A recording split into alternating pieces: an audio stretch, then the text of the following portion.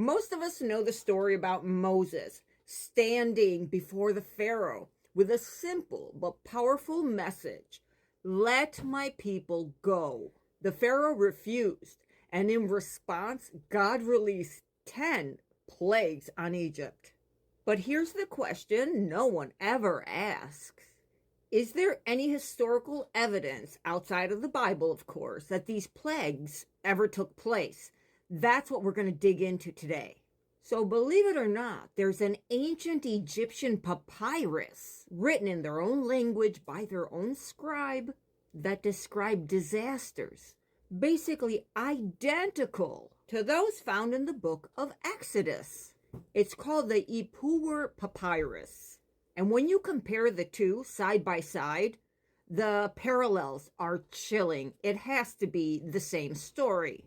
So let's start by me telling you the biblical story of the plagues. Then we'll open up the papyrus, and finally we'll compare the two accounts and see if the plagues of Exodus are just a myth, or is it our true history? So the biblical plague story goes like this. The book of Exodus tells us that Moses, chosen by God, was commanded to stand before the Pharaoh, who was the king of Egypt, and demand that the Israelites be released. The Israelites were all enslaved at the time. So basically he was demanding the release of all of the slaves in Egypt. Of course, Pharaoh was like, who the hell is this? And he kept on dismissing him and no. But every time Pharaoh refused, a new plague was released upon Egypt. And each plague that was released on the land was worse than the previous one. And it all began on the Nile River. Moses raises his staff and strikes the water. And before the eyes of Pharaoh and all of his servants, the river turns red as blood. The fish start floating lifeless. Then they start stinking, like the stench was all through the air of dead fish. But most of all, the Egyptians could not drink. The source of their life, the Nile River, had become their death. But Pharaoh continues to have his heart hardened. No. After that, swarms of frogs come out of the water, invading every home. They leap into beds, they crawl over people, and even fill the ovens and kneading bowls where the bread was made. Everything was full of frogs. The land is literally overrun by frogs, and Egypt is humiliated by a creature it once worshipped. But Pharaoh still refuses. The dust of earth stirs, and it becomes gnats, tiny biting insects that swarm over man and beast. They crawl into skin, hair, and eyes, driving people mad. Even Pharaoh's magicians admit this is the finger of God. But Pharaoh will still not listen. Then the air fills with flies. Thick clouds of buzzing swarms. They invade homes and food supplies. Egypt is now choking and dying under the weight of filth and disease. But the Pharaoh still says no. He still resists. At this point, the livestock began to die. Horses, camels, cattle, sheep. The literal foundation of Egypt's wealth and agriculture, they collapse in the fields, and their carcasses rot in the sun. But the plagues keep coming. Painful boils erupt on people's skin now, sores spreading across all men's bodies. Then also on the animals. No priest, no healer, no magician could stop them. Then the sky itself turns against Egypt. A storm of hail and fire rains down, flattens out crops, stripping trees bare, killing man and animal caught out in the open. And then when the hail ends, this is when the locusts arrive in waves. They cover the land so completely that the ground itself could not be seen. They devour everything in their sight. So anything that had survived the hail, now nothing was left. Then comes a darkness like no other. It lasted 3 days. Egypt is now wrapped in a heavy, suffocating blackness. The Bible says it was so thick it could be felt. Egyptians can't move. They can't work. They can't even get up when they're sitting down. They are like so sick. And get this, only in the land of Goshen, where the Israelites live, there's light. What? At this point, we have the most devastating plague of all. At midnight, a cry rises from every Egyptian household, from Pharaoh's palace to the poorest of huts. The firstborn child lies dead. Death spares no one except the Israelites who obeyed God's command to mark their doorposts with lamb's blood. And this is when the Pharaoh, he breaks down. He doesn't want to lose his firstborn son. So when this happened, weeping and defeated, he orders Moses to take his people and to leave Egypt. Once the proudest empire on earth had now been shattered. Now this was the story as it was told in the Bible. But let's look at the other record.